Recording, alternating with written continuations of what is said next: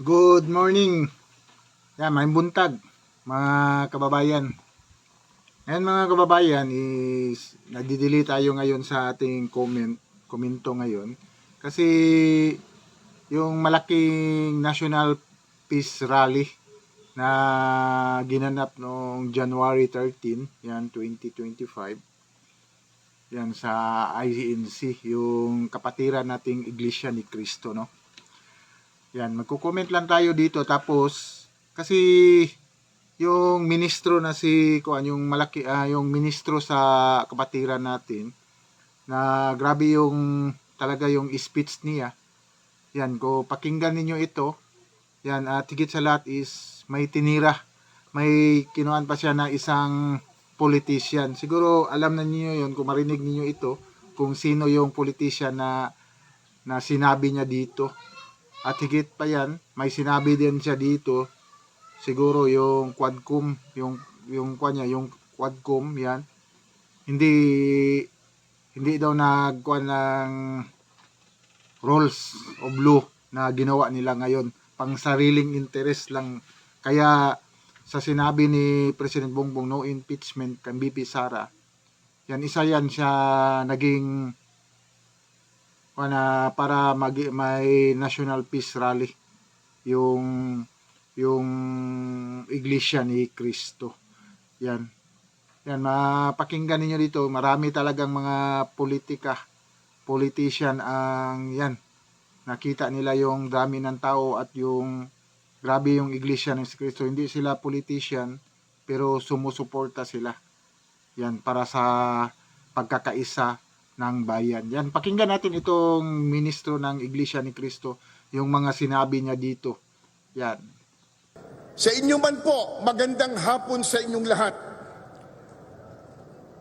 Maraming salamat sa inyong pagdalo at pakikiisa sa isang dakila at makasaysayang aktibidad na ito.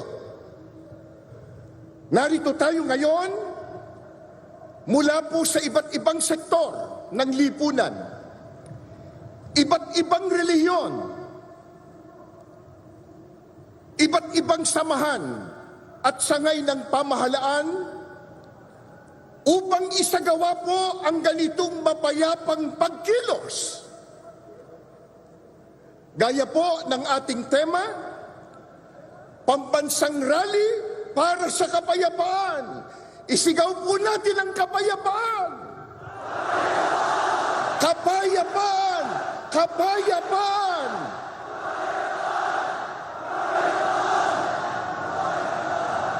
Maliwanag po sa atin na isang aral ng Diyos na nakasulat po sa Biblia na dapat tayong magpasakop sa kapangyarihan o pamahalaan ng bayan, na yan po ang katangian at sinusunod ng mga kaalib sa Iglesia ni Cristo.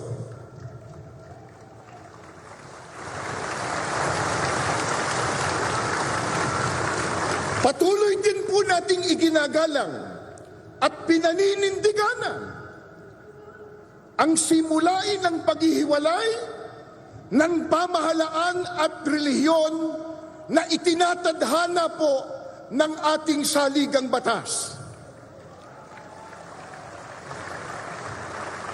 Dahil dito, ang ating mapayapang pagkilos na ito ay wala pong bahid na anumang politika.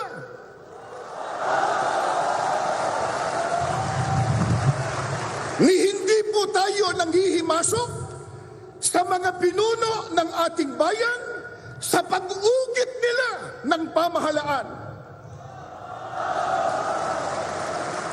Hindi po natin nais makialam sa pagpapatakbo ng pamahalaan ng ating bansa.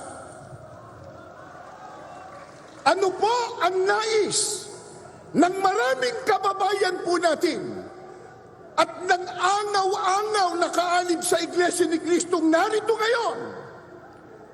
Ang nais po natin, ang maliit na tinig na ngayon ay pinagsasama-sama natin sa ating rally, mapakinggan na laman ng pamahalaan.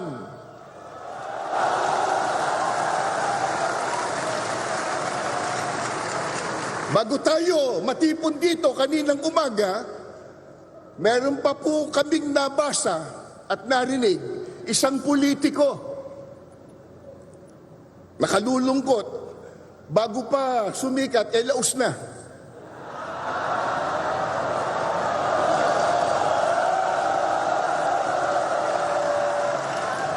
Nang makita po ang milyong ito, milyong-milyon, na dami ng tao, abay sinabi niya kanina, kahit marami yan, minurya pa rin sila.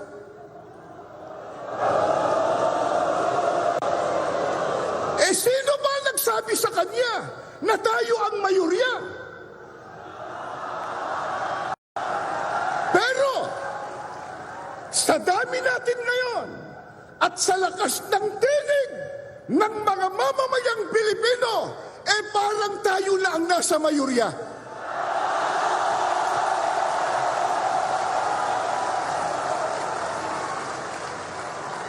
Ang totoo, na ito sana ay maunawaan at maintindihan ng marami, lalo na ng mga namumuno sa ating bansa, na itong ginagawa po natin, mga mahal naming kababayan, sa pangunguna ng Iglesia ni Cristo, ay pagtulong natin sa pamahalaan.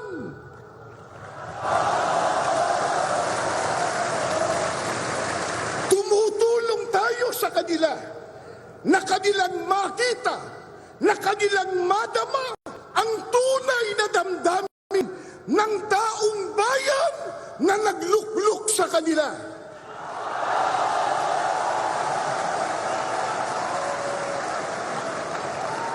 Mula pa kanina, sa mga naunang nagsalita at maging sa mga video presentation, ay ipinakita na po kung gaano katindi at karami ang problemang dinaranas ng ating bansang Pilipinas, na yan po ang dapat na unahin na asikasuhin at bigyan ng solusyon ng mga naluklok sa tungkulin o namumuno sa ating bansa.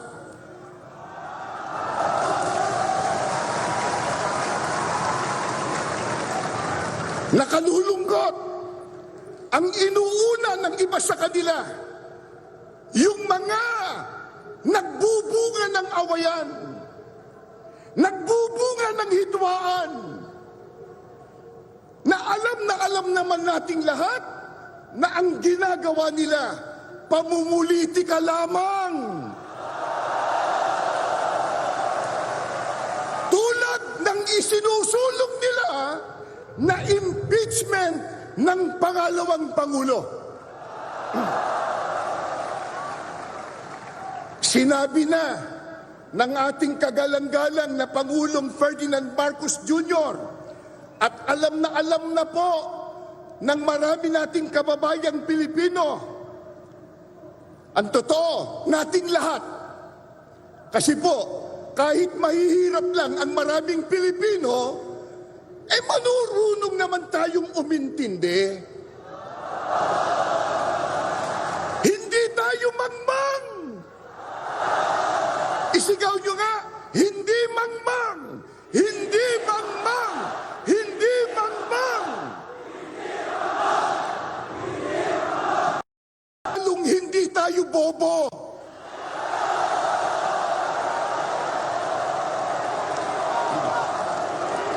Hindi bobo.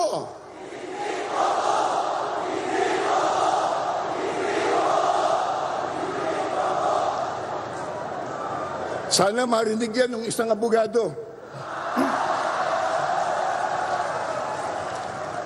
Naintindihan po natin, naunawaan po natin, na yung sinabi ng Pangulong Ferdinand Marcos Jr. ay tama. Totoo na yung isinusulong nilang impeachment laban sa pangalawang Pangulo, hindi po makatutulong. Hindi po makapag-aangat ng kalagayan ng pamumuhay ng kahit isang Pilipino. Ang tanong, yan ba naintindihan ng mga mambabatas? Naintindihan?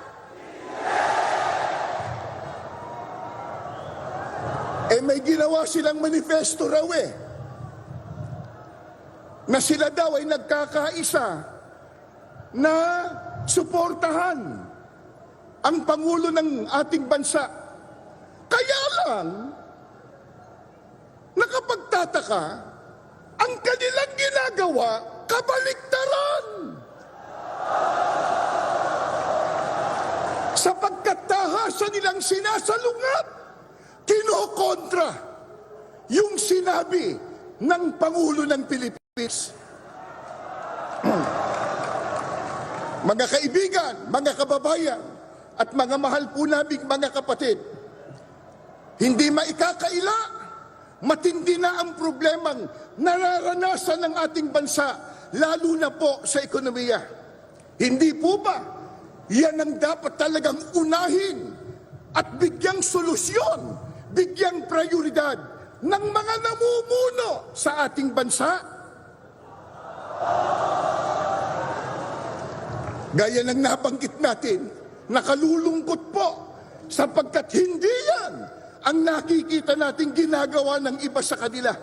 Ang ginagawa ng iba ay nagpapalubha sa problema pangkabuhayan ng Pilipino. Ang magbigat pa, yung ginagawa nila, nagdudulot ng bahabahagi, nagdudulot ng kaguluhan, hidwaan at pagtatalo.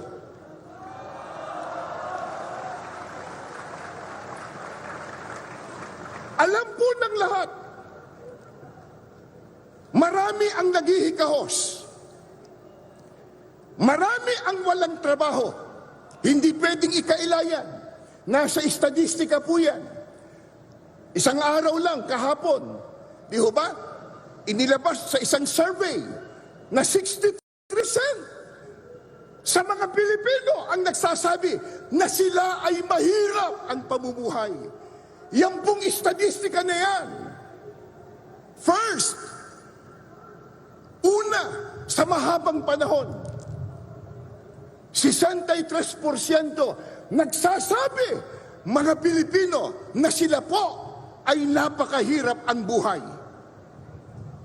Marami po ang salat na salat sa mga pangunahing pangangailangan. Pagkatapos, nakalulungkot pa, hindi matapos-tapos ang mga kalamidad sa ating bansa. Sunod-sunod na mga bagyo, pagbaha, pagputok pa ng bulkan.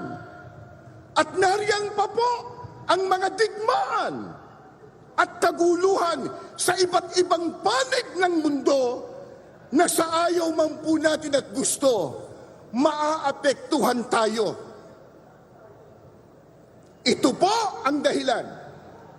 Kaya ating kinakatigan ang ipinahayag ng ating Pangulo na hindi tayo sang-ayon sa impeachment ng Vice Presidente.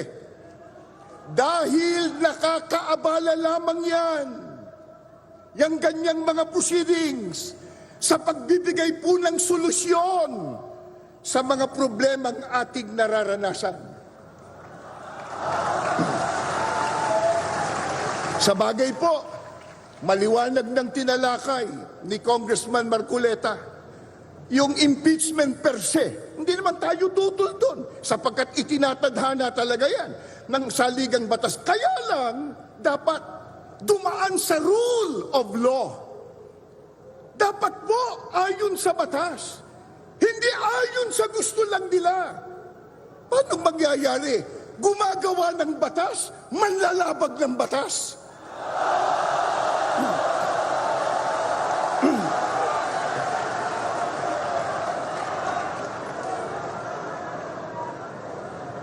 Kaya, ang ating panawagan, sa mga mahal po nating leader sa ating bansa.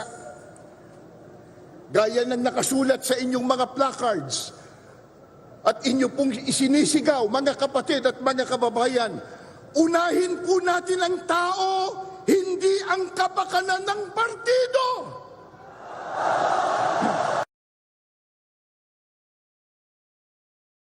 Muna bago ang sariling gusto at benepisyo. Ngayon ay 2025 na. Sa bagong taon ay unahin ang pag-unlad ng bayan, hindi ang pagbabangayan.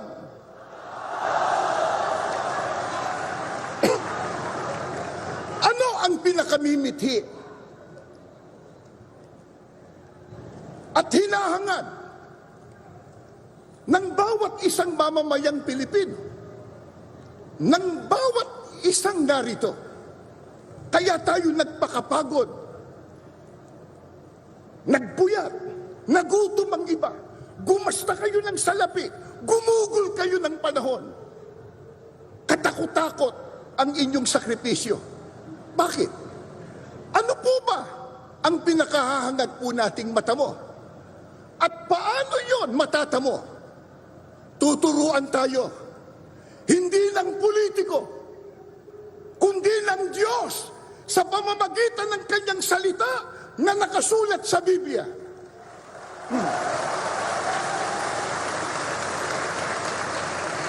Ano po ang turo ng Biblia para matamo ang pagpapala, ang kabutihan, at ang kaligayahan? Pakinggan nyo, bubuklat po ako ng banal na kasulatan. Sa aklat po ng Mangawit, 133, 1 at 3. Masdan ninyo na pagkabuti at pagkaligaya sa mga magkakapatid na magsitahang magkakasama sa pagkakaisa. Saan daw po? Gayaan niya ng hamog sa Hermon na tumutulo sa mga bundok ng Sion, sapagkat doon pinarating ng Panginoon ang pagpapala sa makatwidbagay, ang buhay na magpakailanman. Ano po ang turo ng Biblia para makamit po natin ang pagpapala, ang kabutihan at kaligayahan? Ang sabi po ng Panginoong Diyos, pagkabuti at pagkaligaya sa makatwid, ito, mabuti sa Diyos.